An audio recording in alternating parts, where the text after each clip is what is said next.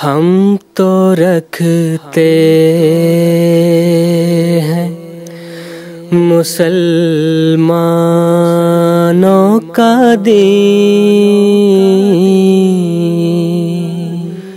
दिल से है खुदा में खत्मुल मुरसलीन, दिल से है खुदा में खत्मुल मुरसलीन, खत्मुल मुरसलीन।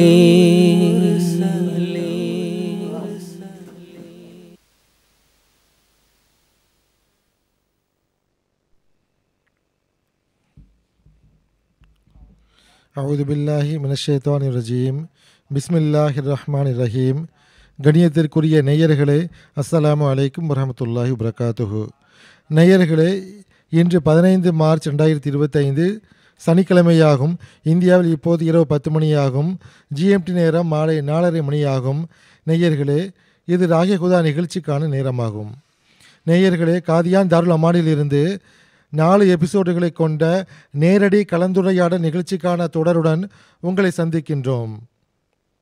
இன்றைய இந்த எபிசோட் இந்த தொடரின் 2வது எபிசோட் ஆகும். இந்த முழு தொடரிலும் நாம் ரம்லானுடைய திருக்குர்ஆனுடைய மேன்மைகள் மற்றும் தனிச்சிறப்புகள் குறித்து கலந்துரையாடல் செய்து வருகின்றோம். நேயர்களை, நீங்கள் அறிந்தது போன்று எங்களுடைய இந்த நிகழ்ச்சி இன்டராக்டிவ் நிகழ்ச்சியாகும். அதாவது நீங்கள் உங்களின் கேள்விகளின் மூலமாக எங்களுடைய இந்த நிகழ்ச்சியில் இணைய முடியும். எங்களுடன் இணைவதற்கு நீங்கள் உங்களுடைய டிவி ஸ்கிரீனில் எங்களை தொடர்பு கொள்வதற்கான அனைத்து விவரங்களை பார்த்து கொண்டிருக்கிறீர்கள். நீங்கள் தொலைபேசி இணைப்புகள் மூலமாக எங்களை தொடர்பு கொள்ள முடியும். அதேபோல் டெக்ஸ்ட் மெசேஜஸ், ஃபேக்ஸ் மெசேஜஸ் மற்றும் இமெயில் மூலமாக தொடர்பு கொள்ளும் வசதிகளும் உள்ளன. இன்று இந்த நிகழ்ச்சி கலந்து கொள்ள வந்திருக்கின்ற ஆலிம்களை நான் அறிமுகம் செய்து வருகின்றேன். மௌலவி முனீர் அஹமத் சாஹிப் காதிம், மௌலவி கே தாரிக் அஹமத் சாஹிப் ஆகியோர். நான் இருவரையும் நல்வரவு கூறி வரவேற்கின்றேன். நேயர்களே, நமது அன்பிற்குரிய எஜமானர் முஹம்மது முஸ்தபா ஸல்லல்லாஹு அலைஹி வஸல்லம் அவர்கள் கூறுகிறார்கள், அஸ்ஸியாமு வல் குர்ஆனு யஷ்ஃபா ஆனில் அப்து யௌமுல் கியாமா. அதாவது நோன்பும் திருக்குர்ஆனும் கியாமத் நாளன்று அடியார்களுக்கு பரிந்துரை செய்யும். என் இறைவா, நான் இந்த அடியாரை பகல் பொழுதில் உணவு, நீர், ஆகாரம் மற்றும் விருப்பங்கள் ஆகியவற்றிலிருந்து தடுத்து நிறுத்தினேன். ஆகவே அவருக்கு சாதகமாக என் பரிந்துரை ஏற்றுக்கொள்வாயாக என்று நோன்பு கூறும். அதே போன்று திருக்குர்ஆன் கூறும், இந்த அடியாரை இரவில் தூக்கத்தை விடுத்து நான் தடுத்து வைத்திருந்தேன். ஆகவே இவருக்கு சாதகமாக என் பரிந்துரை ஏற்றுக்கொள்வாயாக. பெருமானார் ஸல்லல்லாஹு அலைஹி வஸல்லம் கூறினார்கள், இந்த இரண்டின் பரிந்துரைகளும் ஏற்றுக்கொள்ளப்படும். அதாவது நோன்பு மற்றும் திருக்குர்ஆன். இன்றைய இந்த எபிசோடின் முதல் கேள்வியை மௌலவி முனீர் அஹமத் சாஹிப் காதியுடன் நான் கேட்க விரும்புகின்றேன். லட்சக்கணக்கான முஸ்லிம்கள் திருக்குர்ஆனை ஓதுகிறார்கள். திருக்குர்ஆனை ஓதுவதன் உண்மையான குறிக்கோள் என்னவென்று அவர்களுக்கு தெரியாது. அதை பற்றி எடுத்து கூறுங்கள். பிஸ்மில்லாஹிர் ரஹ்மானிர் ரஹீம். இந்த காலத்தில் திருக்குர்ஆனை சரியான முறையில் ஓதுவதற்கு, புரிந்து கொள்வதற்கு அது உண்மையான நோக்கமாக இருக்கின்றது. அதை கூறுவதற்குரிய பொறுப்பை அல்லாஹ் ஹஸ்ரத் மஸீஹ் மவ்ஊத் அலைஹிஸ்ஸலாத்து வஸ்ஸலாம் மற்றும் அன்னாருக்கு பிறகு வந்த அன்னாருடைய கலிஃபாக்களுடைய பொறுப்பில் விட்டுள்ளான்.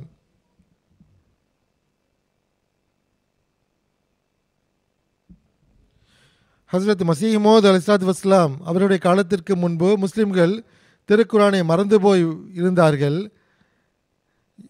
எப்படிப்பட்ட கொள்கைகளை வைத்திருந்தார்கள் என்றால், மற்றவர்கள் இஸ்லாத்தின் மீது ஆட்சேபனை செய்ய வாய்ப்பு கொடுத்தனர்.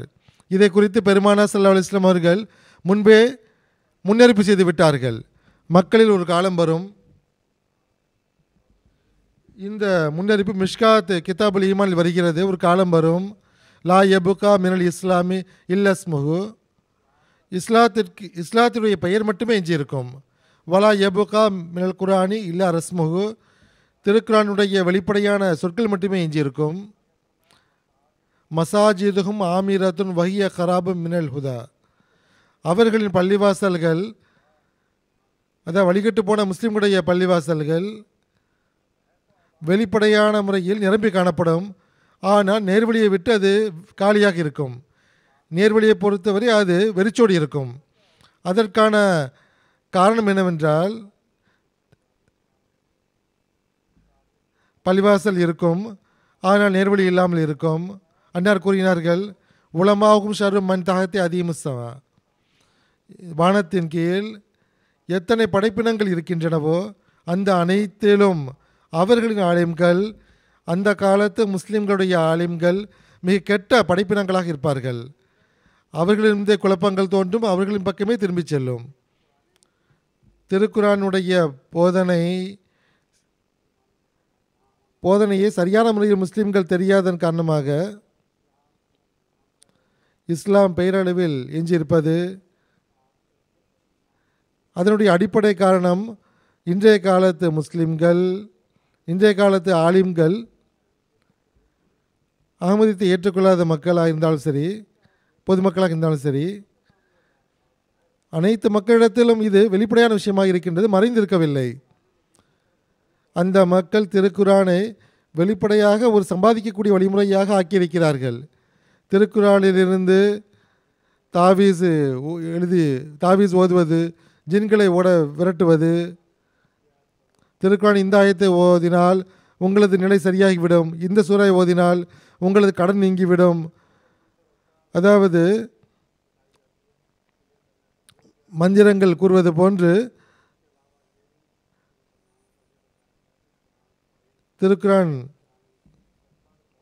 திருக்குரானை ஓதுங்கள் என்று கூறுவதில்லை. திருக்குரானை மொழியாக்கம் ஒரு புறம் இருக்கட்டும், மக்கள் திருக்குரானை ஓதுகிறால்தான் அதை மனனம் செய்து வைத்துக் கொள்கிறார்கள். அதனுடைய பொருள் என்ன, விளக்கம் என்ன என்று அறிந்து கொள்வதற்கு முயற்சிப்பது கிடையாது. இந்த ஆலிம்களை குறித்து பெருமானார் ஸல்லல்லாஹு அலைஹி வஸல்லம் அவர்கள் கூறினார்கள், இந்த ஆலிம்கள் மசீமோது அவரின் காலத்தின் ஆலிம்களாக இருப்பார்கள், வானத்தின் கீழ் கெட்ட ஜந்துக்களாக இருப்பார்கள். இவருடைய நிலை இப்படித்தான் இருக்கும். இந்த பொது முஸ்லிம்களுக்கு திருக்குரானிய மொழியாக்கம் படிப்பது சரியல்ல, அதை படித்தால் வழிகட்டு போய் விடுவார்கள் என்று கூறுகிறார்கள். திருக்குரானிய விளக்கங்கள் இருக்கின்றன. கடந்த காலத்தில் எழுதப்பட்ட விளக்கங்கள், அதில் இந்த காலம் வரை அது தொடர்ந்து வருகின்றது. அதில் எப்படிப்பட்ட விஷயங்கள் புகுத்தப்பட்டுள்ளன என்றால், திருக்குரானுக்கு தொண்டு செய்வதற்கு பதிலாக திருக்குரான் அவமதிக்கும் விஷயங்களை எழுதியிருக்கிறார்கள். நான் ஒரே ஒரு உதாரணத்தை கூறுகின்றேன். திருக்குரான் பல ஆயத்துகள் எப்படிப்பட்ட ஆயத்துகள் உள்ளன, அது வேறு சில ஆயத்துகளை ரத்து செய்கின்றன. சில ஆயத்துகள் நாசிக், சில ஆயத்து மன்சூக். அதாவது 500 வசனங்கள் வரை 500 வசனங்கள் வரை எப்படி உள்ளன என்று கூறியிருக்கிறார்கள். சில ஆயத்துகள் திருக்குரானில் எழுதப்படவே இல்லை. சில ஆயத்துகள் பொருள் அளவில், சில ஆயத்துகள் சொல்லளவில் அது ரத்து செய்யப்பட்டு விட்டது என்று கூறுகிறார்கள். லக்கும் தீனுக்கும் வலிய தீன், இந்த ஆயத்து இப்பொழுது ரத்து செய்யப்பட்டு விட்டது. இது எந்த ஆயத்து? அதாவது போரை பற்றிய வசனங்கள் இறங்கிய போது இந்த வசனம் ரத்தாகிவிட்டது. உங்களது மார்க்கம், எங்களது மார்க்கம், இந்த ஆயத்து ரத்தாகிவிட்டது. இப்பொழுது போர் மட்டுமே இருக்கின்றது. ஈமான் கொள்ளுங்கள் அல்லது போருக்கு தயாராகுங்கள். லக்கும் தீனுக்கும் வலிய தீன் என்ற சொல் பொருளை பொறுத்தவரை இது ரத்தாகிவிட்டது, சொல்லளவில் இருக்கின்றது. உதாரணமாக சில வசனங்கள் திருக்குறானில் இருந்தன, இப்பொழுது கிடையாது. அதாவது திருமணம் செய்த ஆணும் பெண்ணும் விபச்சாரம் செய்தால் கல்லெறிந்து கொல்லப்பட வேண்டும் என்ற கட்டளை ஆயத்து இருந்தது. அந்த ஆயத்து இப்பொழுது ரத்தாகிவிட்டது. அது சொல்லளவில் ரத்தாகிவிட்டது. பொருளளவில் இப்பொழுது அந்த கட்டளை நிலை பெற்றிருக்கிறது. ஆனால் திருக்குரானை குறித்து அல்லாஹ் கூறுகின்றார், இன்னா லஹு இன்னா நஹ்னு நஸல்னா ஸிக்ர வ இன்னா லஹு லஹாஃபிதூன், நாமே இறக்கினோம், நாமே இதை பாதுகாத்தோம் என்று அல்லாஹ் கூறுகின்றான். ஹஸ்ரத் மஸீஹ் மவ்ஊத் அலைஹிஸ்ஸலாத்து வஸ்ஸலாம் அவர்கள் வந்து கூறினார்கள், திருக்குர்ஆனுடைய எந்த ஒரு ஆயத்தோ, எந்த ஒரு சொல்லோ, எந்த ஒரு குறியீடு கூட அது ரத்தாகவில்லை என்று கூறினார்கள். மார்க்க உலகில், ஆன்மீக உலகில் ஒரு மாபெரும் புரட்சியான எடுத்து வைத்தார்கள். கைரமதி ஆலிம்களும் மெல்லிய குரலில் திருக்குர்ஆனிலிருந்து நாசிக் மன்சூக் விஷயத்தை எடுத்து வைத்தால் திருக்குர்ஆன் பாதுகாப்பாக இருக்கிறது என்று நாம் கூறக்கூடிய அந்த வாதம் பாதிக்கப்படுகிறது என்று ஒப்புக்கொள்கிறார்கள். ஹஸ்ரத் மஸீஹ் மவ்ஊத் அலைஹிஸ்ஸலாத்து வஸ்ஸலாம் அவர்கள் செய்த தொண்டு திருக்குர்ஆனில் பல விஷயங்கள் கியாமத் வரையிலும் முன்னறிப்புகளாக இருக்கின்றன என்று கூறினார்கள். ஆனால் கைரமதி விரிவுரையாளர்கள் அந்த வசனங்களுக்கு இந்த வசனங்கள் கியாமத்துக்கு தான் பொருந்தும் என்று கூறியிருக்கிறார்கள். உதாரணமாக திருக்குர்ஆன் வருகிறது, வைதல் ஜிபாலு சுயிரத்து, அதாவது மலைகள் நகர்த்தப்படும் போது. ஹஸ்ரத் மஸீஹ் மவ்ஊத் அலைஹிஸ்ஸலாத்து வஸ்ஸலாம் அவர்கள் கூறினார்கள், அந்த காலத்தில் டிக்டேட்டர்ஷிப், பெரும் அரசர்கள் அவர்கள் அகற்றப்பட்டு விடுவார்கள்.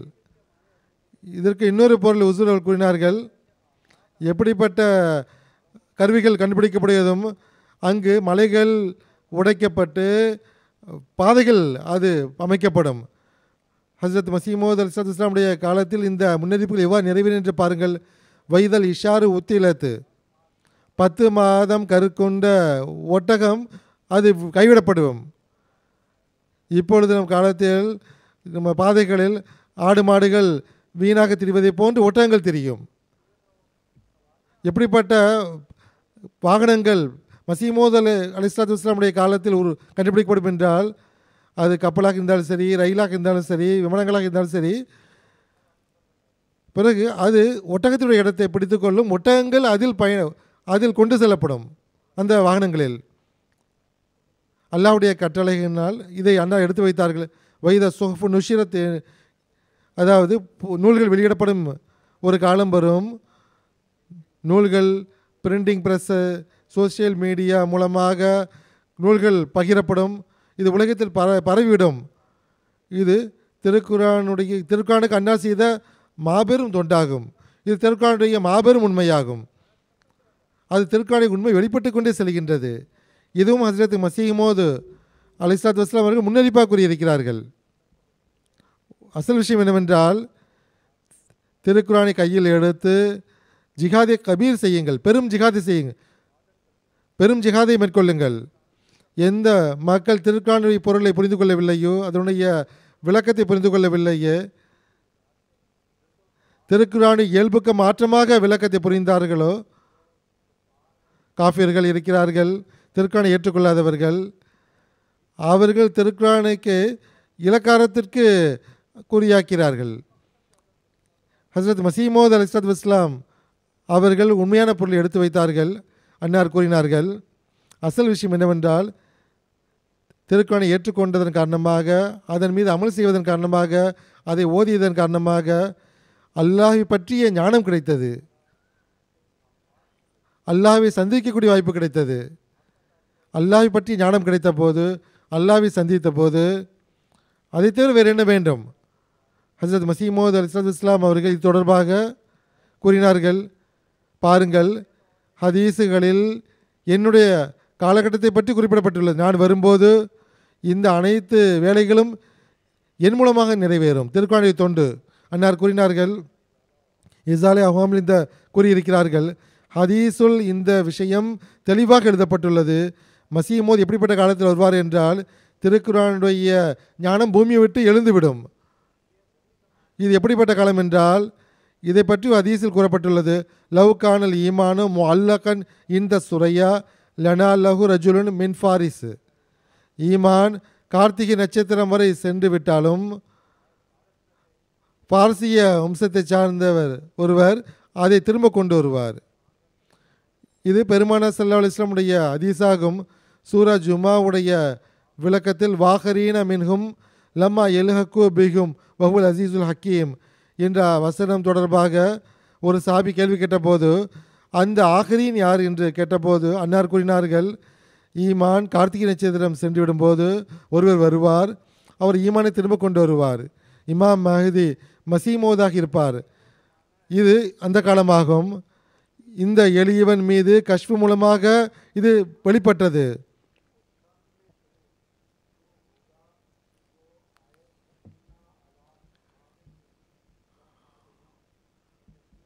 நிச்சயமாக நாம் ஆன்மீக பானத்தை வழங்குவதற்கு நாம் ஆற்றல் படைத்திருக்கின்றோம் என்று அல்லாஹ் கூறினான்.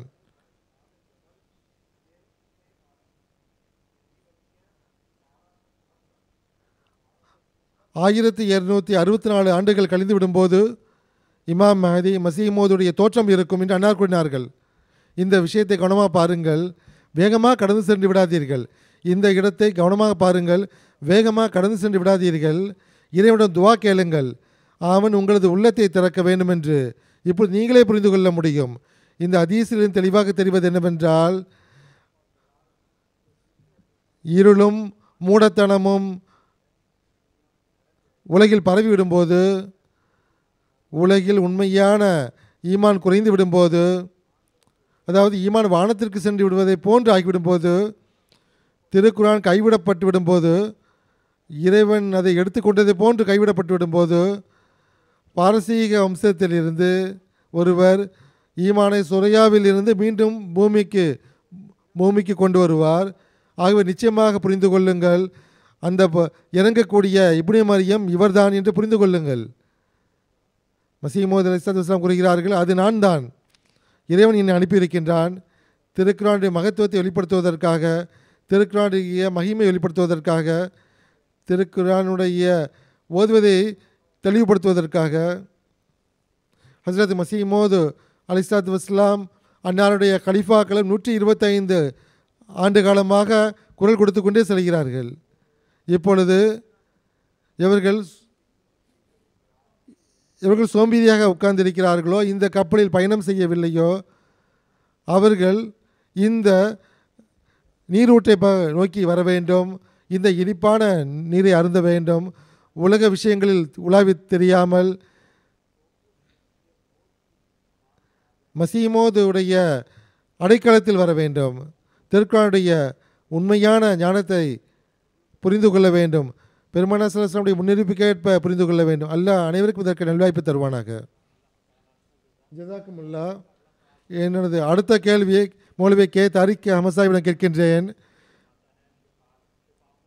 ஷிஃபாவுல் இமாஃபி சுதூர், நெஞ்சங்களில் இருக்கும் ஆன்மீக நோய்க்கு திருக்குரானை குணமளிக்கும் தன்மை உள்ளது என்று அல்லாஹ் திருக்குரானில் கூறியிருக்கின்றான். இதற்கான விளக்கத்தை எடுத்து கூறுங்கள். ஜஸாக்குமுல்லா. பிஸ்மில்லா ரஹ்மான் ரஹீம். நீங்கள் முன்னுரையில் இதை பற்றி கூறியது போன்று திருக்குரானுக்கு ரமலானுடன் ஆழமான தொடர்பு உள்ளது என்று கூறினீர்கள்.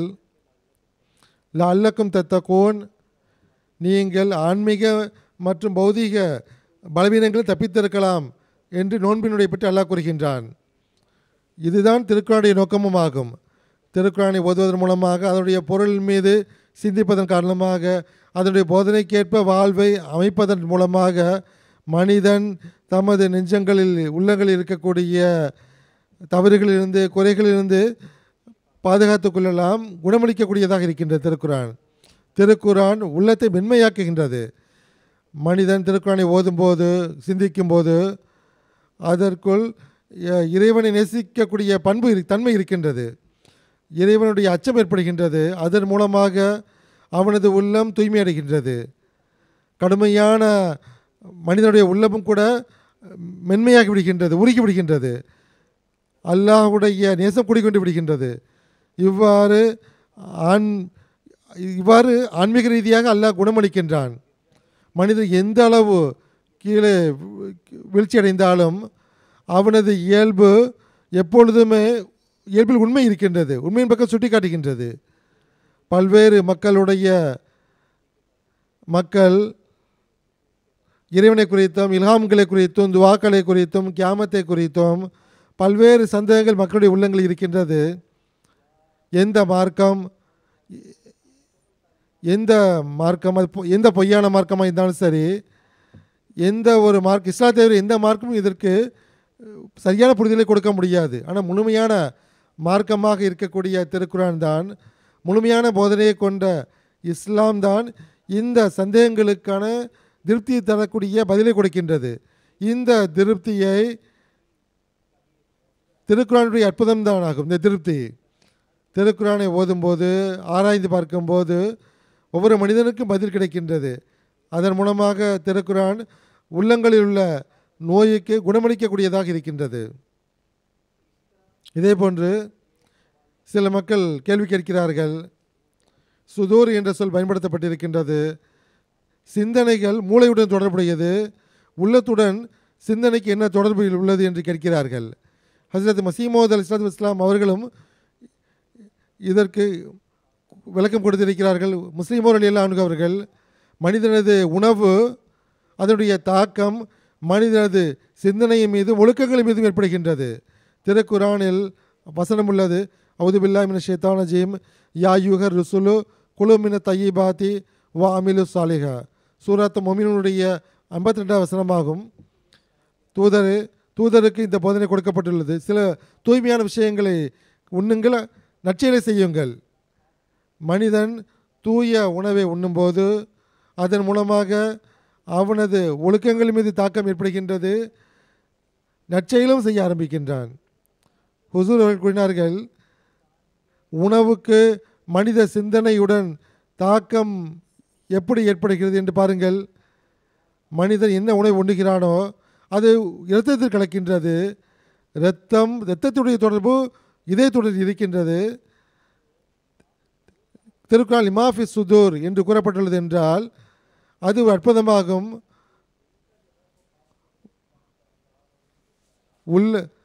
மனிதன் சிந்திக்கின்ற விஷயம் ஆன்மீக விஷயங்கள், அதாவது ஆன்மீக விஷயம் ஆன்மாவுடன் இருப்பது போன்று உள்ளத்திற்கு மனிதனது உள்ளத்திற்கு சிந்தனையோடு தொடர்பு இருக்கின்றது. உள்ளத்தில் உள்ள நோய்களுக்கு திருக்குரான் குணமளிக்கக்கூடியதாக இருக்கின்றது. நோயை பொறுத்தவரை பார்க்கும்போது மனிதன் நோய்விடும்போது 2 விஷயங்கள் தேவைப்படுகின்றது. அதாவது நோயை குணப்படுத்தக்கூடிய மருந்து, அந்த நோய்க்கு பிறகு ஏற்படக்கூடிய பலவீனத்தை அதை ஓவர்டேக் செய்வதற்கு ஆற்றல் வேண்டும். ஆன்மீக ரீதியாக திருக்குரானை நாம் பார்க்கும்போது ஆன்மீக நோய்களை அகற்றுவதற்கு இதில் போதனைகள் இருக்கின்றது. அதே போன்று நோயிலிருந்து பாவத்திலிருந்து மனிதன் வெளியேறும்போது ஆன்மீகத்தில் அவனுக்கு ஆற்றலை வழங்குவதற்கும் திருக்குரானில் ஏற்பாடுகள் இருக்கின்றன. இந்த அடிப்படையில் இந்த விஷயம் தெளிவாகின்றது. திருக்குரான் ஷிஃபாவுல் லிமாஃபி சுதூர், அது உள்ளங்களில் இருக்கக்கூடிய நோய்களை குணப்படுத்தக்கூடியதாக இருக்கின்றது. அத்துடன் ஆன்மீக முன்னேற்றத்திற்கு பல்வேறு வகையான ஏற்பாடுகளை, வழிவகைகளை திருக்குரான் ஏற்படுத்தி கொடுக்கின்றது. ஹஸ்ரத் மசீமோத் அலைஹிஸ்ஸலாத்து வஸ்ஸலாம் அவர்கள் ஒரு இடத்தில் கூறினார்கள், திருக்குரான் ஒரே வாரத்தில் மனிதனை தூய்மைப்படுத்த முடியும். திருக்குரான் உங்களை நபிமார்களை போன்று ஆக்கிவிட முடியும், நீங்கள் அதை விட்டு ஓடாமல் இருந்தால். ஹஸ்ரத் மசீமோத் அலைஹிஸ்ஸலாத்து வஸ்ஸலாம் அவர்கள், அதாவது அஹ்மதியா ஜமாத்தின் தோற்றினால் கூறியிருக்கிறார்கள் என்று பாருங்கள். உண்மையான முறையில் ஒருவர் திருக்குரானை ஓதினால், அதன் பொருளை சிந்தித்து பார்த்தால், அதனுடைய போதனைக்கு ஏற்ப தமது வாழ்வை மெருகூட்ட முயற்சி செய்தால் அவருடைய வாழ்வு நபிமார்கள் வாழ்வை போன்று ஆகிவிடும். இவ்வாறு ஆன்மீக முறையில் பல படித்தனங்களை கடந்து கொண்டே செல்வார். இது திருக்குரானுடைய மாபெரும் அருளாகும். அதே போன்று உள்ளங்கள் தொடர்பாக கேட்டீர்கள். திருக்குரானை நாம் பார்க்கும்போது ஷைத்தான் மனிதனது உள்ளத்தில் அவன் தடுமாற்றத்தை ஏற்படுத்தும் போது, ஐயங்களை ஏற்படுத்தும் போது உள்ளங்களை ஏற்படுத்துகின்றான். இவஸ்விசுஃபி சுதூரினாஸ் என்று திருக்குறள் வருகின்றது. அதாவது மக்களுடைய உள்ளங்களில் அவன் சந்தேகத்தை ஏற்படுத்துகின்றான். ஒரு மனிதன் நல்லது என்ற விஷயத்தை செய்கிறான், அது தீமையாக இருக்கின்றது. திருக்குரான் உண்மை பொய்யை பிரித்தெறியக்கூடிய விஷயத்தை திருக்குரான் எடுத்து வைக்கின்றது. உள்ளத்தில் ஏற்படுத்துகின்ற சந்தேகத்தை திருக்குரான் தான் ஒரே தீர்வாகும். திருக்குரானை பற்றி அல்லாஹ் கூறும்போது ஷிஃபாவுல் லிமாஃபி சுதூர் என்று கூறியிருக்கின்றான். நெஞ்சங்களில் இருக்கும் ஆன்மீக நோய்க்கு குணமளிக்கும் தன்மை உள்ளது என்று கூறியிருக்கின்றான். திருக்குரானில் அதற்கான போதனைகள் உள்ளன. இதே போன்று திருக்குரானில் பல்வேறு முன்னறிவிப்புகளையும் நற்செய்திகளையும் மனிதன் வழங்கியிருக்கின்றான். அதை படிப்பதால் மனிதனது உள்ளத்தில் ஆற்றல் அதிகரித்து கொண்டே செல்கின்றது. உதாரணமாக திருக்குரானில் நபிமார்களுடைய முன்னேற்றத்தை குறித்தும் அவர்களுக்கு கிடைத்த ஆதரவு குறித்தும் நபிமார்களுடைய ஜமாத்துகளுக்கு கிடைத்த உதவிகளை பற்றியும் குறிப்பு இருக்கின்றது. மனிதன் இதை திருக்குரானை ஓதும்போது அவனது உள்ளத்தில் இருக்கின்ற பல்வேறு பலவீனங்கள் அது நீக்கப்பட்டு கொண்டே செல்கின்றது. இதை பற்றி திருக்குரான் சூரா தௌபாவில் வயன்சுருக்கும் அலைஹிம் வயஷ்ஃபி சுதூர கௌமி மோமினின் அல்லாஹ் போரை பற்றி இதை கூறுகின்றான். போரின் போது உங்களுக்கு உதவி செய்கின்றான், உங்களுக்கு ஆதரவு வழங்குகின்றான். அந்த உதவியின் விளைவாக வயஷ்ஃபி சுதுரு நம்பிக்கை கொண்டவர்கள் இந்த உதவியின் காட்சிகளை பார்க்கும்போது அல்லது நபிமாருடைய சூழ்நிலையை படிக்கும்போது எதிரிகளுடைய அழிவை தீய முடிவை மனிதன் படிக்கும்போது மனிதனது உள்ளத்தில் ஒரு நிம்மதி கிடைக்கின்றது. நான் நம்பிக்கை கொண்டவர்களை சார்ந்தவாக இருக்கின்றோம், நிச்சயமாக நமக்கு உதவி செய்வான், நமக்கு ஆதரவு கொடுப்பான் என்று மனிதன் நம்புகின்றான். யஷ்ஃபி சுதூர் என்ற சொல்லி அல்லாஹ் பயன்படுத்தியிருக்கின்றான். திருக்குரானுடைய பல்வேறு நற்செய்திகள் விளைவாக மனிதனது உள்ளத்தில் அல்லாஹ் குணமளிக்கும் தன்மையை குணத்தை வழங்குகின்றான். ஷிஃபா என்பது மனிதன் நோயுற்று இருக்க வேண்டும் என்ற கட்டாயம் கிடையாது. திருக்குரான் அதை எவரிடத்தில் பலவீனம் இருக்கின்றது அவர்களுக்கு தான் திருக்குரான் பயன் கொடுக்கிறது என்ற அர்த்தம் கிடையாது.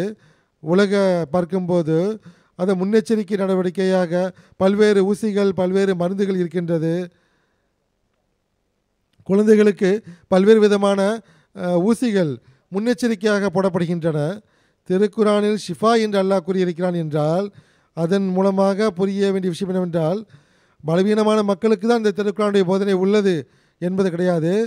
வரக்கூடிய பலவீனங்களிலிருந்து தப்பிப்பதற்காகவும் முன்னெச்சரிக்கையாக தற்காப்பு நடவடிக்கைக்காக ஷைத்தானுடைய குழப்பத்தில் இருந்து உள்ளத்தில் உள்ள பலவீனங்களை அகற்றுவதற்காக திருக்குரான் குணமளிக்கக்கூடியதாக அது ஷிஃபாவாக இருக்கின்றது. நாம் சஹாபிகளுடைய வாழ்க்கையை பார்க்கும்போது எவ்வாறு அவர்களது உள்ளங்களில் இருந்த பலவீனங்களை அந்த திருக்குரான் நீக்கியது என்று பார்க்க முடிகின்றது. மிக பிரபலியமான ஒரு சம்பவம் உள்ளது. ஹஸரத் உமர் பின் ஹத்தாப் ரலியல்லாஹு அன்ஹு அவர்கள் இஸ்லாத்தை ஏற்றுக்கொண்ட சம்பவம். இஸ்லாத்தின் கடுமையான எதிரியாக இருந்தார்கள். ஒருமுறை பெருமானார் ஸல்லல்லாஹு அலைஹி வஸல்லம் அவர்கள் கொலை செய்யும் எண்ணத்தோடு வீட்டை விட்டு புறப்பட்டார்கள். ஒருவர் வழியில் சந்திக்கிறார்.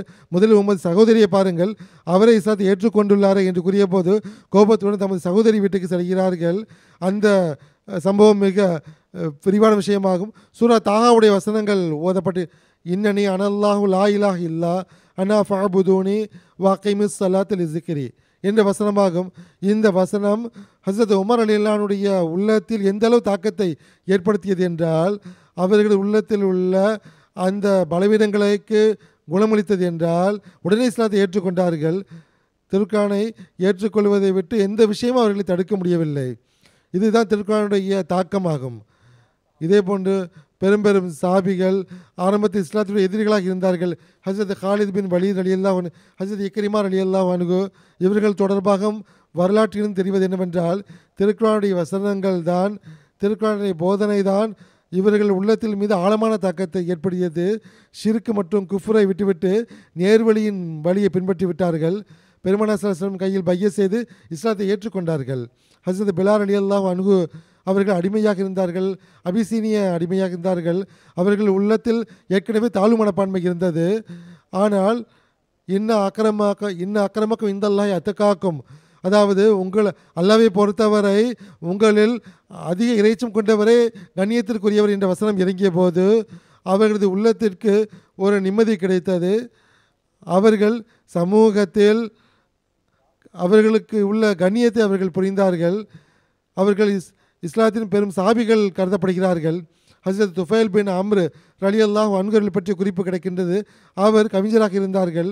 பெருமானார் ஸல்லல்லாஹு அலைஹி வஸல்லம் அவர்களை சந்திக்க வரும்போது, நீங்கள் உங்களது காதை மூடிக்கொள்ளுங்கள், அவர் முஹம்மது ஸல்லல்லாஹு அலைஹி வஸல்லம் அவர்கள் ஓதக்கூடிய வேதத்தை கேட்கும்போது அது மந்திர வித்தையாகும் என்று கூறினார்கள். முதல் அவர் காதை மூடிக்கொண்டு வந்தார். நானே ஒரு கவிஞனாவேன், நான் கவிதையை கொண்டு மக்கள் மீது தாக்கத்தை ஏற்படுத்துகின்றேன், என் மீது என்ன தாக்கம் ஏற்பட போகிறது என்று காதிலிருந்து கையெடுத்து கொண்டார். பிறகு திருக்குர்ஆனுடைய திலாவத்தை கேட்டபோது அவரது உள்ளத்தில் இருந்த அழுக்கு நீங்கியது, அவர் உள்ளத்தில் இருந்த ஆன்மீக நோய் நீங்கியது. ஹஸரத் ஜுபைர் பின் மத்தம் ரலியல்லாஹு அன்ஹு அவர்கள் ஒரு முறை கைதிகளை விடுவிப்பதற்காக பெருமானார் ஸல்லல்லாஹு அலைஹி வஸல்லம் அவர்கள் சந்திப்பதற்காக மதீனா வந்தார்கள். அப்பொழுது தொழுகை நடந்து கொண்டிருந்தது. பெருமானார் ஸல்லல்லாஹு அலைஹி வஸல்லம் அவர்கள் சூரா தூருடைய வசனத்தை ஓதிக்கொண்டிருந்தார்கள். அம் குலிகு மின் கைரி ஷையின் அம் ஹுமுல் காலிகூன் அம் ஹலகு சமாவாத்தி வல் அர்து பல்லா யுக்கினூன். இந்த ஆயத்து அவர்கள் மீது எந்த அளவு தாக்கத்தை ஏற்படுத்தியது என்றால், அவர்கள் உள்ளத்தில் இருந்த ஷிருக்கு குஃபருடைய நோய் திருக்குர்ஆனுடைய இந்த வசனங்கள் மூலமாக அது குணமடைந்தார்கள். இதுபோன்று உதாரணங்கள் எண்ணற்ற உதாரணங்கள் இருக்கின்றது. திருக்குர்ஆன் மக்களுடைய உள்ளங்களில் உள்ள அழுக்குகளையும் நோய்களையும் குணப்படுத்தியது நீக்கிய விஷயங்கள் தொடர்பாக பல மாபெரும் உதாரணங்கள் இருக்கின்றன. ஈமானுக்கு வலுப்படுத்தக்கூடிய உதாரணங்கள் இருக்கின்றது. சுருக்கம் என்னவென்றால், ஹஸரத் மஸீமூத் அலைஹிஸ்ஸலாம் கூறினார்கள், திருக்குர்ஆனில் 700 விட அதிக கட்டளைகள் இருக்கின்றன. மனிதன் திருக்குர்ஆனை ஓதினால், இந்த வசனங்களை பற்றி சிந்தித்து பார்த்தால், அந்த கட்டளைகளை பேணி நடக்க முயற்சி செய்தால், திருக்குர்ஆனுடைய போதனைக்கேற்ப தமது வாழ்வை அமைப்பதற்கு முயற்சி செய்தால், நிச்சயமாக திருக்குர்ஆன் அவருடைய உள்ளத்தில் உள்ள நோய்களுக்கு குணமளிக்கக்கூடியதாக இருக்கும். ஜஸாக்கமுல்லா தாலா. நேர்களே, நமக்கு டெக்ஸ்ட் மெசேஜ் மூலமாக ஒரு கேள்வி வந்துள்ளது. அந்த கேள்வியை நான் வாசித்து காட்டிவிடுகின்றேன். மதிப்பிற்குரிய முஹியுத்தீன் குட்டி சாஹிப் இந்தியாவிலிருந்து இந்த கேள்வி கேட்கின்றார்கள். அவருடைய கேள்வி: ஒவ்வொரு முஸ்லிம் பிள்ளை மற்றும் இளைஞர் மற்றும் முதியவர் திருக்குர்ஆனை ஓத வேண்டுமா கட்டாயமாக? சில பெரியவர்களுக்கு திருக்குர்ஆன் பார்த்து ஓத தெரியாது. வேறு வெட்கத்தின் காரணமாக யாருக்கும் அவர்கள் சொல்வதில்லை. அவர்கள் என்ன செய்ய வேண்டும்? மதிப்பிற்குரிய மௌலானா கே தாரிக் சாஹிப் அவர்களிடம் சுருக்கமாக இதற்கான பதிலை கூறுமாறு கேட்டுக்கொள்கின்றேன். திருக்குர்ஆனை திலாவத் செய்வது, ஓதுவது மிகவும் முக்கியத்துவம் வாய்ந்தது. அதற்கு மிகவும் அது அவசியமானதாகும். அதற்கு பெரும் அருள்கள் இருக்கின்றன. நான் ஏற்கனவே என்னுடைய கேள்வியின் பதில் கூறிவிட்டேன். அதாவது இது எல்லா நோய்களுக்கும் சிகிச்சையாக இருக்கின்றது. திருக்குர்ஆனை சிறியவர் பெரியவர் ஒவ்வொருவரும் ஓத வேண்டும். குறிப்பாக அஹமதியா ஜமாத்தின் ஆன்மீக இமாம் ஹசரத் மசூர் அஹமத் ஐயதுல்லா தாலா நஸ்ரஸ் அவர்கள் கடந்த ஹுத்பா ஜும்மாவை வழங்கியிருந்தார்கள். அதிலும் கூட ஹுசூர் ஐயதுல்லா அவர்கள் திருக்குர்ஆனின் முக்கியத்துவம், திருக்குர்ஆன் ஓதுவதன் முக்கியத்துவம், இதனுடைய அருள்கள், ஹதீஸ்கள் என்ன கூறப்பட்டுள்ளன என்பதை பற்றி கூறினார்கள்.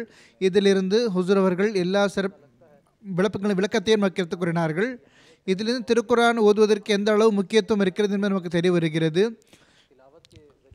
திலாவத்தின் மூலமாகவே ஒரு மனிதன் முன்னேற முடியும் என்பதிலிருந்து தெரிய வருகிறது.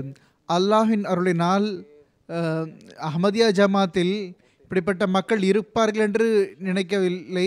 இருந்தாலும் அரிதாகத்தான் இருப்பார்கள். அதாவது இல்லாத்துக்கு சமம் என்று சொல்லலாம். என்றால் ஜமாத்தே அஹமதியாவில் திருக்குர்ஆன் போதனை வழங்குவதற்காக ஒரு அமைப்பே இருக்கின்றது. முறையாக இதற்கு ஒரு அலுவலகமே இருக்கின்றது. நம்முடைய கிளை அமைப்புகளிலும் கூட முறையாக திருக்குர்ஆன் ஒரு திஃபலாக இருக்கும் பொழுது 7 வயதிலிருந்து ஒரு திருக்குர்ஆன் ஓதுகிறாரா இல்லையா, திலாவத் செய்ய தெரியுமா இல்லையா என்பதை பற்றி கண்காணிக்கப்படுகிறது. இளைஞரான பிறகு 15 வருடத்தில் அவருக்கு திருக்குர்ஆனுடைய மொழியாக்கம் தெரிந்துவிட்டதா என்று பார்க்கப்படுகிறது.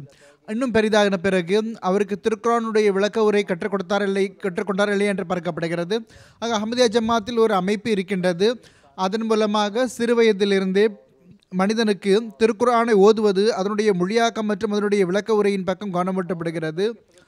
அல்லாஹ்வின் அருளினால் ஜமாத்தின் பல்வேறு அமைப்புகள் இருக்கின்றன. பள்ளிவாசல்களில் முறையாக திருக்குர்ஆனின் கிளாஸ்கள் நடத்தப்படுகின்றன. அதிலிருந்து பலன் பெற வேண்டும். இவர்கள் ஒரு விஷயத்தையும் கூறினார்கள்: ஒருவருக்கு அதிக வயதாகிவிட்டதென்றால் அதற்கு பிறகு அவர்கள் இருக்கவும் படுகின்றார்கள், நாம் எப்படி திருக்குர்ஆன் கற்றுக்கொள்ளலாம் என்று. முதல் விஷயம் நான் கூற விரும்புகின்றேன். நபிகள் நாயகம் ஸல்லல்லாஹு அலைஹி வஸல்லம் அவர்கள் கூறினார்கள்: ஹைருக்கும் மன் தஅல்லமல் குர்ஆன வ அல்லமஹு. எவர் திருக்குர்ஆனை கற்கின்றாரோ அவரை பற்றி நபி ஸல்லல்லாஹு அலைஹி வஸல்லம் கூறுகிறார்கள், அவர் உங்களில் மிகவும் சிறந்தவர் ஆவார், உங்களில் எல்லாரையும் விட சிறந்தவர் என்று கூறினார்கள். எனவே இதில் வெட்கப்படுவதற்கு என்ன இருக்கின்றது? எவர் திருக்குர்ஆனை கற்றுக்கொள்கின்றாரோ அவரை எப்படி நபி ஸல்லல்லாஹு அலைஹி வஸல்லம் கூறுகின்றார்கள், அவர் உங்களில் மிக சிறந்தவர் என்று. ஆக இதில் வெட்கப்படுவதற்கு ஒன்றுமே கிடையாது. இது மட்டுமல்லாமல் அல்லாஹ்வுடைய நாள் ஜமாத்தில் எப்படிப்பட்ட அமைப்பு இருக்கின்றது என்றால், MTAவில் SNL குர்ஆனுடைய அந்த விதிமுறைகள் கற்றுக் கொடுக்கப்படுகின்றன, தர்த்தீல் குர்ஆனுடைய கிளாஸ்கள் இருக்கின்றன. இது மட்டுமல்லாமல் இன்றைய காலத்தில் அல்லாஹ்வினால் ஜமாத்தில் திருக்குர்ஆனுடைய ஆப்ஸ் இருக்கின்றன. அதன் மூலமாக நீங்கள் திருக்குர்ஆனை கற்றுக்கொள்ளலாம், திருக்குர்ஆன் திலாவத் கற்றுக்கொள்ளலாம், அதை கேட்க முடியும். நம்முடைய இந்தியாவுடைய யூடியூப் சேனல் இருக்கின்றது, இந்தியா ஸ்டுடியோஸ்.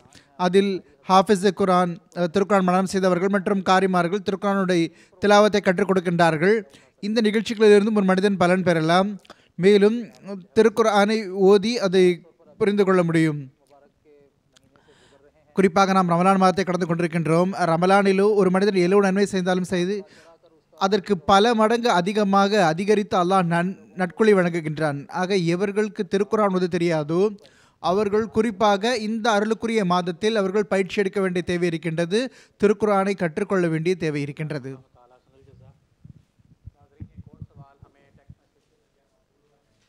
டெக்ஸ்ட் மெசேஜ் மூலமாக ஜெர்மனியிலிருந்து ஹாலிதா ராணா சாஹிபா அவர்கள் கேள்வி கேட்டுள்ளார்கள்.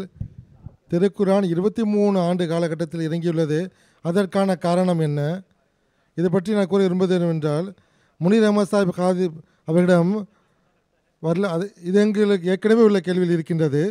வரலாற்றில் இருந்து தெரிவது என்னவென்றால், திருக்குர்ஆன் ஏறக்குறைய 23 ஆண்டு காலமாக பெருமானார் ஸல்லல்லாஹு அலைஹி வஸல்லம் அவர்கள் மீது இறங்கி கொண்டிருந்தது. இத்தனை நீண்ட காலமாக திருக்குர்ஆன் இறங்கியதில் உள்ள நுட்பம் என்ன? இது பற்றி விளக்கமாக கேட்டுக்கொள்கின்றேன். பிஸ்மில்லாஹிர் ரஹ்மானிர் ரஹீம். இந்த நுட்பத்தை திருக்குர்ஆனை கூறியிருக்கின்றது. திருக்குர்ஆனுடைய சூரா ஃபுர்கானுடைய 33ஆம் வசனத்தில் அல்லாஹ் கூறுகின்றான், அவுது பில்லாஹி மினஷ் ஷைத்தானிர் ரஜீம்,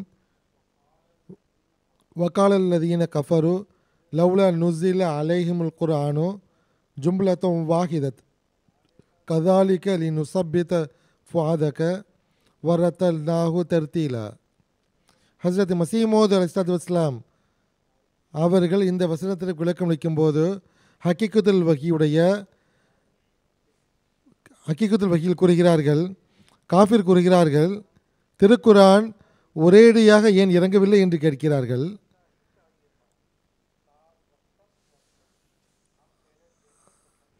நாம் அவ்வப்போது இறக்கியதன் மூலமாக உமது உள்ளத்திற்கு நிம்மதி தருகின்றோம், ஆறுதல் வழங்குகின்றோம்.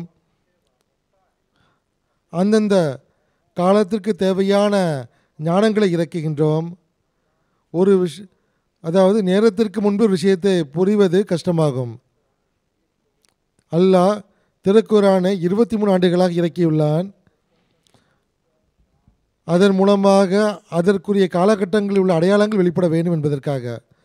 ஒரு நுட்பம் என்னவென்றால், ஹஸ்ரத் மஸீஹ் மவ்ஊத் அலைஹிஸ்ஸலாத்து வஸ்ஸலாம் கூறியிருக்கிறார்கள். ஹுசூர் அலைஹிஸ்ஸலாம் அவர்கள் இன்னொரு நுட்பத்தையும் கூறியிருக்கிறார்கள். அன்னார் கூறுகிறார்கள், நபிமார்கள் அல்லாஹ்விடமிருந்து கற்றுக்கொள்கிறார்கள். 17 ஆகஸ்ட் 1902 இதை கூறியிருக்கிறார்கள். அவர்களுக்கு நபிமார்களுக்கு கிடைக்கக்கூடிய முன்னேற்றமும் படிப்படியாகத்தான் கிடைக்கின்றது. ஆகவேதான் பெருமானார் ஸல்லல்லாஹு அலைஹி வஸல்லம் அவர்களை குறித்து திருக்குர்ஆனில் லினுஸப்பித பிஹி ஃபுஆதக வரத்தல்நாஹு தர்தீலா என்று கூறியிருக்கின்றான். ஆகவே இந்த விஷயத்தை நான் நன்கு அறிகின்றேன்.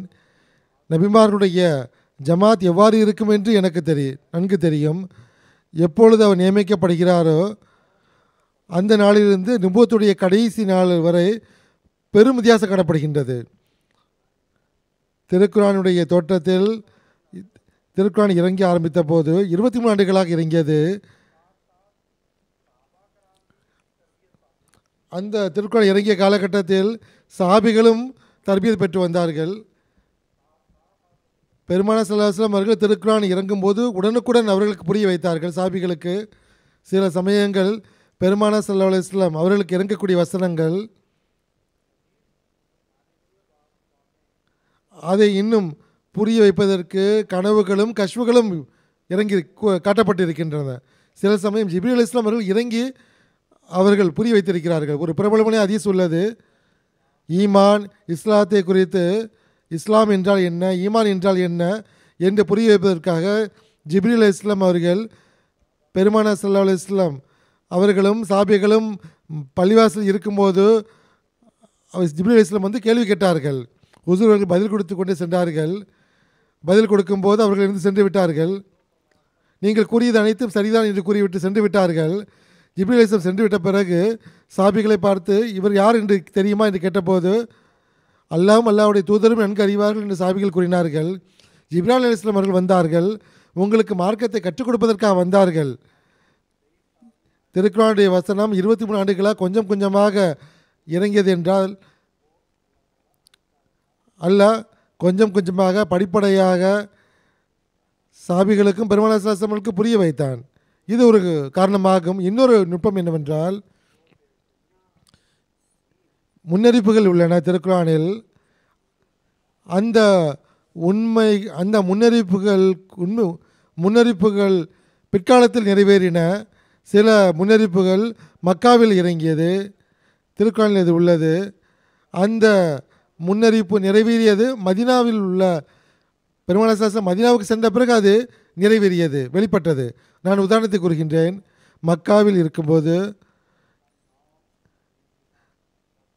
அதாவது நுபுவத்துடைய 9 அல்லது 10வது வருடமாக இருக்கலாம், திருக்குர்ஆனுடைய சூரா ரூம் இறங்கியது.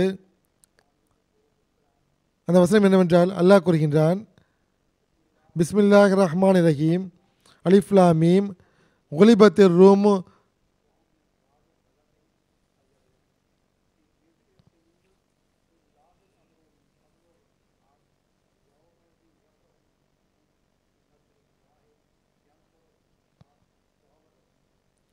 அதாவது ரோமானியர்கள் வெற்றி கொள்ளப்பட்டார்கள் அருகில் இருக்கக்கூடிய நிலத்தில்.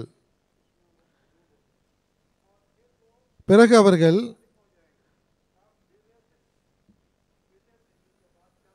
சில வருடங்களுக்கு பிறகு அவர்கள் மிகைத்து விடுவார்கள். 3 இருந்து 9 வருடத்துக்குள் 9 வருடத்துக்குள் இந்த ரோமானியவர்கள் முதலில் வெற்றி கொள்ளப்பட்டார்கள். பிறகு அவர்கள் வெற்றி பெற்றார்கள். அவர்கள் வெற்றி பெற்ற பிறகு முஸ்லிம்களும் அல்லாஹ்வுடைய அருளால் மகிழ்ச்சி அடைவார்கள். இந்த முன்னறிப்பு மக்காவில் இறங்கியது. முஸ்லிம்கள் மீது அநீதி அக்கிரமம் செய்யப்பட்டு கொண்டிருந்தது. முஸ்லிம்களுடைய நிலையம் மோசமாக இருந்தது. எந்த ஒரு நாளும் அவர்கள் ஒவ்வொரு நாளையும் பார்க்கும்போது இரவு வருமா என்று அவர்கள் அஞ்சினார்கள். அல்லாஹ் பெருமானார் ஸல்லல்லாஹு அலைஹி வஸல்லம் அவர்களுக்கும் முஸ்லிம்களுக்கும் ஆறுதல் வழங்கியவாறு இந்த முன்னறிப்பை, இந்த ஆயத்தை இறக்கினான்.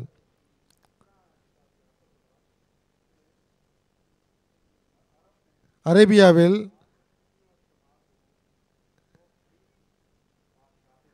அரேபியாவை சுற்றி 2 மன்னராட்சி இருந்தது, பெரும் மன்னராட்சி. ஒன்று ஈரானிய ஆட்சி, இன்னும் ரோமானியர்களுடைய ஆட்சி.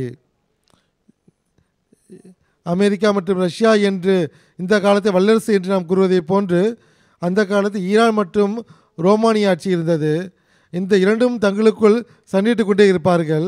மக்காவில் இருந்த காலகட்டத்தில் நுபுவத்துடைய 9 அல்லது 10ஆம் வருஷமாக இருக்கலாம், இந்த 2 நாடுகளுக்கிடையே போர் ஏற்பட்டது, மூண்டது. அப்பொழுது ஈரானியர்கள் ரோமானியர்களை ஜெயித்தார்கள். அதாவது இப்பொழுது ரோமானியர்கள் தோற்றிருக்கலாம், ஆனால் 3 இருந்து 9 வருடத்துக்கு ரோமானியர்கள் வெற்றி பெறுவார்கள். பிறகு இவர்கள் வெற்றி பெறும்போது முஸ்லிம்களுக்கும் அல்லாஹ்வுடைய உதவி கிடைக்கும், முஸ்லிம்களும் மகிழ்ச்சி அடைவார்கள். உங்கள் மீது செய்யப்படுகின்ற அந்த அநீதி அக்கிரமம் முடிவுக்கு வரும் என்று அல்லாஹ் கூறினார். ஹிஜ்ரி 2ஆம் ஆண்டு, அதாவது ஒரு 6-7 வருடங்களுக்குள்ளேயே அந்த 9 வருட காலகட்டம் முன்னறிப்பு கூடப்பட்டது. 7 வருடத்திலேயே ஹிஜ்ரி 2ஆம் ஆண்டில் பத்ர் போர் நடைபெற்றது. முஸ்லிம்கள் வெற்றி பெற்றார்கள், பெரும்படையை வெற்றி கொண்டார்கள். அந்த காலகட்டத்தில் முஸ்லிம்களுக்கு இன்னொரு நற்செய்தியும் கிடைத்தது. ரோமானியர்கள் ஈரானை வெற்றி கொண்டார்கள். அல்லாஹ் எந்த மகத்தான முறையில் மக்காவில் செய்யப்பட்ட அந்த முன்னறிப்பு நிறைவேற்றினான் என்று பாருங்கள். மதீனாவில் இது நிறைவேறியது. முஸ்லிம்கள் வெற்றி பெறுவார்கள். அல்லாவின் அருளால், அல்லாவின் உதவியால் முஸ்லிம் மகிழ்ச்சி அடைவார்கள் என்று அது கூறப்பட்டிருந்தது. பத்ர் போர் நடைபெற்றது. முஸ்லிம்களுக்கு பத்ர் போர் வெற்றி கிடைத்தது. யௌமுல் ஃபுர்கான் என்று பத்ர் போரை பற்றி திருக்குறள் அல்லாஹ் கூறியிருக்கின்றான். முஸ்லிம்கள் மகிழ்ச்சி அடைந்தார்கள். இதுதான் 23 ஆண்டு காலகட்டத்தில் திருக்குரான் இறங்கியதற்கான காலகட்டமாகும். படிப்படியாக திருக்குரான் இறங்கியது என்றால் புரியக்கூடியவர்களுக்கு அது புரிய வைக்க வேண்டும்.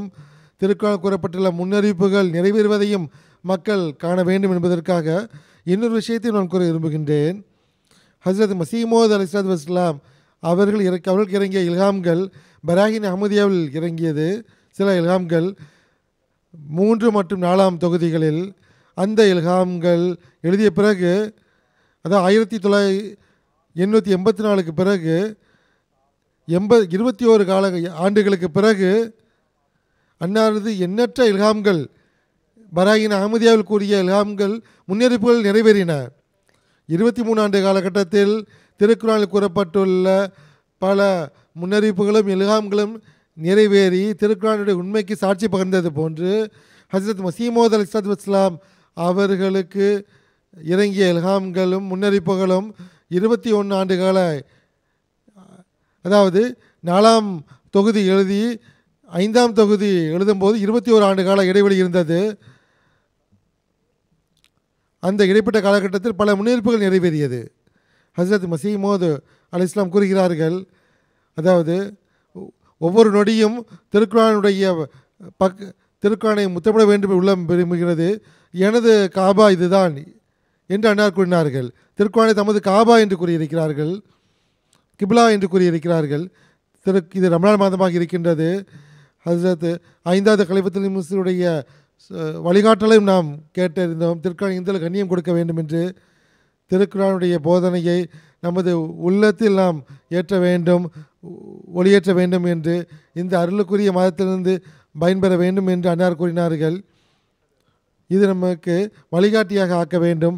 அல்லாஹ் அனைவருக்கும் இதற்கான நல்வாய்ப்பு வழங்குவானாக. ஜஸாக்குமுல்லா. இது தொடர்பாக அடுத்த கேள்வியை தாரிக் அஹமத் கேட்கின்றேன்.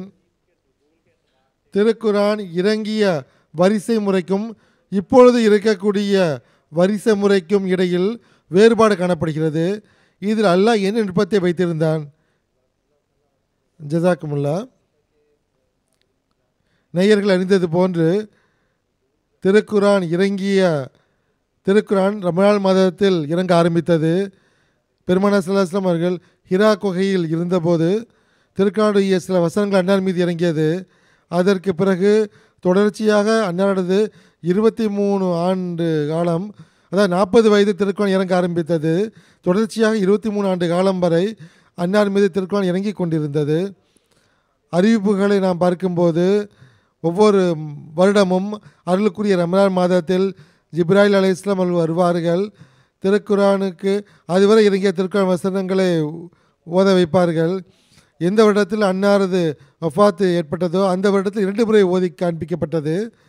இந்த திருக்குரான் இறங்கிய வரிசை முறைக்கும் திருக்குரான் தொகுக்கப்பட்ட வரிசை முறைக்கும் வேறுபாடு உள்ளது என்பது உண்மைதான். அதில் பல நுட்பங்களும் இருக்கின்றது. இந்த 2 வரிசையும் அல்லாஹ்வுடைய கட்டளைக்கு ஏற்ப பெருமானார் ஸல்லல்லாஹு அலைஹி வஸல்லம் அவர்கள் இந்த 2 வரிசையும் கொடுத்திருந்தார்கள். திருமிதியிலுடைய ஹதீஸில் வருகிறது, ஃபகான இதா நஸல அலைஹி ஷைஉன் தஆ பாத மன் கான யக்துபு ஃபயகூல் தஉ ஹவுலாஹில் ஆயாத்தி லிசூரத்தில்லதி யுஸ்கரு ஃபீஹா கதா ஃபகதா ஃபைதா நஸல அலைஹி ஃபயகூல் ஜவ் ஹாதிஹில் ஆயத்தி ஃபி சூரத்தில்லதி யுஸ்கிரு ஃபீஹா கதா வகதா. திருக்குரானுடைய எந்த ஒரு வசனம் இறங்கினாலும் பெருமானார் ஸல்லல்லாஹு அலைஹி வஸல்லம் அவர்கள் திருக்குரானை எழுதக்கூடியவர்களை அழைப்பார்கள். அவர்களிடம் இந்த வசனத்தை இன்ன சூறாவில் எழுதுங்கள், இன்ன சூறாக்கு பிறகு வையுங்கள் என்று கூறுவார்கள். இதிலிருந்து தெரிவது என்னவென்றால், திருக்குரான் இறங்கிய வரிசை முறைக்கும் திருக்குரான் தொகுக்கப்பட்ட வரிசை முறையும் அல்லாஹ்வுடைய வழிகாட்டலுக்கு ஏற்ப அமைத்தார்கள். சாபிகளுக்கு அதற்கு ஏற்பவே திருக்குரானை அவர் கொடுத்தார்கள். திருக்குரானுடைய ஒவ்வொரு வருடம் திருக்குரான் ஓதி காண்பிக்கப்பட்டது என்றும் கூறினேன். ஜிப்ரீல் அலைஹிஸ்ஸலாம் அவர்கள் வரும்போது ஏதாவது ஒரு வரிசை முறைப்படி தான் அவர்கள் ஓதி காண்பிப்பார்கள். எந்த வருடத்தில் பெருமானார் ஸல்லல்லாஹு அலைஹி வஸல்லம் ஆனார்களோ அந்த காலத்தில் 2 முறை ஓதி காண்பிக்கப்பட்டது என்றால் அதுவும் ஏதாவது ஒரு வரிசை முறைப்படி தான் ஓதி காண்பிக்கப்பட்டிருக்க வேண்டும். ஆகவே அல்லாஹ்வுடைய கட்டளை கேட்பதால் அது நிகழ்ந்திருக்க வேண்டும். அல்லாஹ்வுடைய வழிகாட்டலுக்கு ஏற்பதான் திருக்குரான் தொகுக்கப்பட்டது, வரிசை முறை செய்யப்பட்டது. அதே போல் இன்னொரு சம்பவத்தை பார்க்க முடிகிறது. ஹஸ்ரத் அபூபக்கர் ரலியல்லாஹு அன்ஹு அவர்கள் கலீஃபாவாக ஆனபோது ஹஸ்ரத் அலி அவர்கள் ஒரு காலம் வரை அவர்கள் சந்திக்க வரவில்லை. ஹஸ்ரத் அபூபக்கர் ரலியல்லாஹு அன்ஹு அவர்கள் ஹஸ்ரத் அலி அவர்கள் வரவழைத்தார்கள். அலி அவர்கள் வந்தார்கள். ஹஸ்ரத் அபூபக்கர் அவர்கள் ஹஸ்ரத் அலி அவரிடம், என்னிடம் மீது ஏதாவது கோபம் உள்ளதா, எனது கிலாஃபத்தை பற்றி ஏதாவது உங்களுக்கு ஆட்சேபனை உள்ளதா என்று கேட்கப்பட்ட போது நான் உங்களுக்கு கீழ்ப்பட்டவனாக இருக்கின்றேன், கட்டுப்பட்டவனாக இருக்கிறேன் என்று கூறினார்கள். பெருமானார் ஸல்லல்லாஹு அலைஹி வஸல்லம் வஃபாத்திற்கு பிறகு நான் திருக்குரானை அதனுடைய இறங்கிய வரிசை முறைப்படி எழுதாத வரை நான் வீட்டை விட்டு வெளியே வரமாட்டேன் என்று உறுதி கொண்டேன் என்று கொண்டார்கள். இந்த சம்பவத்தின் தெரிவது என்னவென்றால் பெருமானார் ஸல்லல்லாஹு அலைஹி வஸல்லம் அவர்கள் தமது வாழ்வில் போது பல்வேறு சூரத்தின் அடிப்படையில் சூறாக்களில் அதை தொகுத்தார்கள். அதே போன்று இறங்கிய வரிசை முறைப்படி வேறொன்றதாக இருந்தது. இதிலும் தெரிவது என்னவென்றால் திருக்குரானுக்கு 2 வரிசை முறைப்படி இருந்தது. திருக்குரான் இறங்கிய வரிசை முறைப்படி ஒன்று, பிறகு அல்லாஹ்வுடைய கட்டளைக்கு இணங்க பெருமானார் ஸல்லல்லாஹு அலைஹி வஸல்லம் அவர்கள் பல்வேறு சூறாக்களை பல்வேறு வரிசை முறைப்படி தொகுத்தார்கள். இதில் திருக்குரானுடைய இன்னொரு அற்புதம் என்னவென்றால் திருக்குரான் இறங்கிய வரிசை முறைப்படியும் அது இறங்கிய வரிசை முறை பார்க்கும்போதும் அதுவும் அற்புதமாகும். திருக்குரான் தொகுக்கப்பட்ட வரிசையும் அற்புதமாகும். இது எப்படி என்றால் இதில் உள்ள நுட்பம் என்னவென்றால் ஆரம்ப காலத்தில் சில மக்கள் தான் இஸ்லாத்தை ஏற்றுக்கொண்டார்கள். அவர்கள் எப்படிப்பட்ட, அதாவது ஷிர்கில் மூழ்கி இருந்த சமுதாயமாக அரேபிய சமுதாயம் இருந்தது. அந்த காலத்தில் திருக்குரான் ஆரம்பத்தில் இறங்கும்போது அடிப்படை விஷயங்கள் அவர்களுக்கு கூறப்பட்டது. உங்களது இறைவன் ஒருவன் தான், அவனை நீங்கள் தொழ வேண்டும், தீவை நீங்கள் முழுகக்கூடாது, படைப்பினங்கள் மீது நல்லவை நடந்து கொள்ளுங்கள், அனுதாபம் காட்டுங்கள். முந்தைய சமுதாயங்களுடைய சம்பவங்கள் கூறப்பட்டது. அவர்களது தீய முடிவு இவ்வாறு இருந்தது, அவர்களை போன்று ஆகிவிடக்கூடாது. திருக்குரானுடைய பல்வேறு பண்புகளும் ஆரம்ப காலத்தில் அந்த சமுதாயத்துடைய தேவைக்கேற்ப அந்த பண்புகள் கூறப்பட்டது. ஏகத்துவத்தை பற்றி கூறப்பட்டது. ஷிர்கேட்டு விளக்கக்கூடிய போதனைகள் இருந்தது. இது திருக்குரான் இறங்கிய வரிசை முறைப்படி பார்க்கும்போது மக்கள் இஸ்லாத்தை ஏற்றுக்கொண்ட போது அவர்கள் இயல்புக்கேற்ப அவர்களுக்கு தர்பியத் கொடுக்கும் வகையில் ஒரு வரிசை முறைப்படி அல்லாஹ் திருக்குரானை இறக்கினான். அதுவும் மகத்துவமான ஒரு வரிசை முறையாக இருந்தது. பல முன்னறிவிப்புகள், பல நற்செய்திகளும் அதில் கூறப்பட்டது. நீங்கள் இந்த மார்க்கத்தை நிலை பெற்றிருந்தால் நிச்சயமாக இந்த மார்க்கத்துடைய வெற்றியை நீங்கள் பார்ப்பீர்கள், முன்னேற்றத்தை பார்ப்பீர்கள் என்று அல்லாஹ் கூறியிருந்தான். அந்த மகத்துவமான வெற்றிகளை இந்த மக்கள் பார்க்கும்போது பிற்காலத்தில் அவர்களது ஈமான் அதிகரிக்க வேண்டும் என்பதற்காக இது திருக்குரான் இறங்கிய வரிசை முறையாகும். பெருமானார் ஸல்லல்லாஹு அலைஹி வஸல்லம் அவர்கள் ஹிஜ்ரத் செய்து மதீனாவுக்கு சென்றுவிட்ட பிறகு திருக்குரான் இஸ்லாம் முன்னேற்றம் அடைந்த போது பெருமானார் ஸல்லல்லாஹு அலைஹி வஸல்லம் அவர்கள் அந்த முழு பகுதிக்கும் ஆளுநராக ஆனபோது அன்னார் மார்க்க தலைவராக மட்டுமின்றி உலக ரீதியாகவும் தலைவராக ஆனபோது அந்த அடிப்படையிலும் மற்ற கட்டளைகள் அல்லாஹ் இறக்கினான். தொழுகையுடைய நிபந்தனைகள் என்ன, நன்மைகள் என்ன, நீதி நேர்மை என்றால் என்ன, எதிரியோடு எப்படி நடந்து கொள்ள வேண்டும், எவ்வாறு மன்னிக்க வேண்டும், பெற்றோருடைய உரிமைகள் என்ன என்ற பல போதனைகள் மனிதனுடைய இயல்புக்கு ஏற்ப அல்லாஹ் அந்த கட்டளைகளை இறக்கினான். இது திருக்குரான் இறங்கிய வகையில் பார்க்கும்போது, இறங்கிய வரிசை முறைப்படி பார்க்கும்போது அதில் உள்ள நுட்பமாகும். ஆரம்பத்தில் அடிப்படையான விஷயங்கள் திருக்குரானில் கூறப்பட்டது. முஸ்லீம்களுடைய எண்ணிக்கை அதிகரித்த போது, இஸ்லாம் முன்னேற்றம் அடைந்த போது அதற்கு ஏற்ப பிறகு கட்டளைகள் இறங்கின. ஆனால் இறைவன் நன்கு அறிந்தவனாக இருக்கின்றான். ஒரு காலம் வரும் கோடிக்கணக்கான மக்கள் இஸ்லாத்தை ஏற்றுக்கொள்வார்கள். திருக்குரான் அவர்களுக்கு ஒரு வழிகாட்டியாக இருக்கும் என்று அல்லாஹ் அறிந்திருந்தான். ஆகவே பெருமானார் ஸல்லல்லாஹு அலைஹி வஸல்லம் காலகட்டத்திலேயே திருக்குரானுக்கு இன்னொரு வரிசை முறைப்படையும் அல்லாஹ் காட்டி கொடுத்தான்.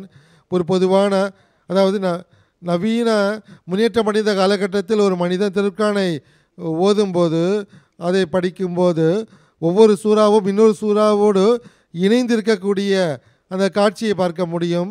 அதில் எந்தவித கருத்து வேறுபாடையும் காண முடியாது. திருக்குரானுடைய ஞானங்கள் மீது தெரிந்து கொண்டே செல்ல வேண்டும். இந்த வகையில் சூறாக்கள் துவக்கப்பட்டன, வரிசமைக்கப்பட்டன. அதாவது திருக்குரான் இறங்கிய வரிசையை விட்டு விலகி வேறுபட்டு இன்னொரு முறையில் திருக்குரான் துவக்கப்பட்டது. நான் நிறைய உதாரணங்கள் கூற விரும்பவில்லை. சூரா ஃபாத்திகா மற்றும் சூரா பக்ராவை பார்ப்போம். சூரா ஃபாத்திகாவை குறித்து திருக்குரானுடைய விரிவுரையாளர் கூறும்போது சிறிய சூறாவாக இருப்பதால் முதல் சூரா ஃபாத்திகா வைக்கப்பட்டது. அதற்கு மிகப்பெரிய சூரா பக்ரா வைக்கப்பட்டது என்று கூறுகிறார்கள். இது ஒரு அறிவுபூர்வமான விஷயம் கிடையாது, இது வீணான விஷயமாக தெரிகின்றது. இஹ்தின ஸிராத்தல் முஸ்தகீம், எங்களுக்கு நேரான வழியை காட்டுவாயாக என்று அது கூறப்பட்டுள்ளது. அதற்கு பிறகு சூரா பக்ராவை நாம் பார்க்கும்போது ஹுதலில் முத்தகீன், இதில் முதலில் ஒரு துவா கற்றுக் கொடுக்கப்படுகின்றது. அந்த துவா ஏற்றுக் கொடுக்கப்பட்ட அடையாளத்தை அடுத்தே கூறிவிட்டார். இஹ்தின ஸிராத்தல் முஸ்தகீம் என்று மனிதன் துவாவுக்காக நெருவழிக்காக துவா கேட்கின்றான். தாலிக்கல் கிதாப் லா ரைப ஃபீஹி ஹுதலில் முத்தகீன், இதுதான் முழுமையான வேத நூல். உங்கள் துவா ஏற்றுக்கொள்ளப்பட்டதன் விளைவாக திருக்குரான் போன்ற வேதம் உங்களுக்கு கொடுக்கப்பட்டுள்ளது. அது உங்களுக்கு நேர்வழிக்காக உள்ளது என்று அல்லாஹ் கூறிவிட்டான். ஒவ்வொரு சூறாவும் அடுத்த சூறாவுடன் தொடர்புடையதாக இருக்கின்றது. ஹஸ்ரத் இரண்டாவது கலிஃபத்துல் மஸீஹுடைய விளக்க உரையை பார்க்கும்போது இந்த விஷயங்கள் தெளிவாகின்றது. ஹஸ்ரத் நான்காவது கலிஃபத்துல் மஸீஹுடைய தர்ஜுமத்துல் குர்ஆனை பார்க்கும்போது ஒவ்வொரு சூறாவுடைய அறிமுகத்தை பார்க்கும்போதும் முந்தைய சூறாவுக்கும் பிறகு வரக்கூடிய சூறாவுக்கும் உள்ள என்ன தொடர்பு என்பதை பற்றி அறிய முடிகிறது. பல நுட்பங்கள் இருக்கின்றது. சுருக்கம் என்னவென்றால், திருக்குரானுக்கு 2 வரிசைகள் இருக்கின்றது. 2 வரிசை முறைகளும் அல்லாஹ்வுடைய கட்டளைக்கு ஏற்ப பெருமானார் ஸல்லல்லாஹு அலைஹி வஸல்லம் காலகட்டத்திலேயே அது முழுமை பெற்றது. 2 வரிசை முறையிலும் நுட்பங்கள் இருந்தது. திருக்குரான் ஒரு அற்புதமாக இருந்தது. இதில் இரண்டிலும் தெரிகின்றது. திருக்குரான் இறங்கிய முறையை பார்க்கும்போதும் அதுவும் அற்புதமாக இருந்தது. பிற்காலத்தில் அது வரிசமைக்கப்பட்ட முறையும் அற்புதமாக இருந்தது. ஜஸாக்குமுல்லா தஆலா செஞ்சதா. இத்துடனேயே இந்த எபிசோடை நாம் நிறைவு அடைந்திருக்கின்றோம். இந்த நிகழ்ச்சியுடைய இறுதியில் மஸீஹ் மவ்ஊத் அலைஹிஸ்ஸலாத்து வஸ்ஸலாமுடைய மேற்கோளை எடுத்து வைக்க விரும்புகின்றேன். அன்னார் கூறுகிறார்கள், திருக்குரான் அனைத்து ஞானங்களில் உள்ளடக்கியதாகும். ஆனால் ஒரே காலத்திலே அனைத்து ஞானங்களும் வெளிப்பட வேண்டியது அவசியமில்லை. கஷ்டங்கள் தோன்றும் போதெல்லாம் அதற்கேற்ப திருக்குரானுடைய ஞானங்களும் திறந்து கொண்டே இருக்கும். ஒரு காலத்தில் ஒரு கஷ்டம் தோன்றும் போது அதற்கு தகுந்தாதல் போல் அந்த தீர்வுக்கு திருக்குரானுடைய போதனைகளும் அனுப்பி வைக்கப்படுகின்றன. நேயர்களே, இத்துடனே இந்த எபிசோட் நிறைவுபடுகின்றது. இன்ஷா அல்லாஹ் இதே தலைப்பில் அடுத்த எபிசோடில் நாம் கலந்துரையாடல் செய்வோம். அதுவரை அனுமதி கொடுங்கள். அஸ்ஸலாமு அலைக்கும் வரஹ்மத்துல்லாஹ். के यही नूर खुदा पाओगे, लो तुम्हें तौर तसल्ली का बताया हमने। आओ लोगों के यही नूर खुदा पाओगे, लो तुम्हें तौर तसल्ली का बताया